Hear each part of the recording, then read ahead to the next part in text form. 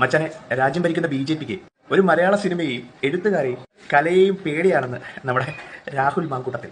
ആരാപ്പ ഇതൊക്കെ പറയുന്നത്? ഇന്ദിരാഗാന്ധിയുടെ യോഗാ ഗുരു ധീരേന്ദ്ര ബ്രഹ്മചാരിയുടെയും നെഹ്റുവിന്റെ സെക്രട്ടറി MO മത്തായിയുടെയും ഇന്ദിരാഗാന്ധിയുടെ മകൻ സഞ്ജയ് ഗാന്ധിയുടെ കൂട്ടുകാരിയായ റുക്സാന സുൽത്താനയുടെയും കഥ പറഞ്ഞ ഹിന്ദി സിനിമ കിസ കുർസി കാ.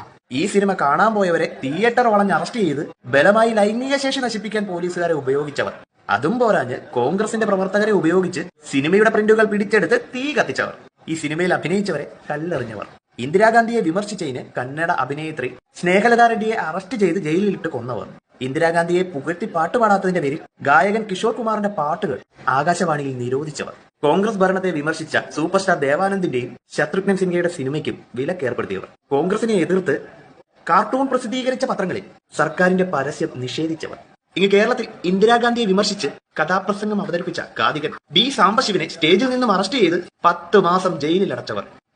ഈ ഇവന്മാരാണ് പറയുന്നത് BJPക്ക് സിനിമയെയും കലയെയും കലാകാരന്മാരെയും പേടിയാണ്. രാഹുൽ മാങ്കൂട്ടത്തിൽ പഠിച്ചിട്ട് വേണ്ട ഇതൊക്കെ പറയാൻ.